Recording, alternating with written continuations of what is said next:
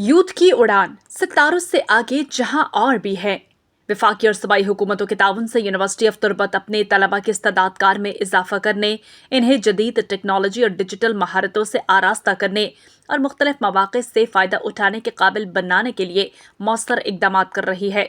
इस मकसद के तहत यूनिवर्सिटी ऑफ तुर्बत के डायरेक्टोरेट ऑफ स्टूडेंट अफेयर्स के ज़ेर एहतमाम उड़ान पाकिस्तान प्रोग्राम के तहत young peace and development corps YPDC और यूथ डिजिटल हब YDH के हवाले से आगाही सेशंस का इनेकाद किया गया।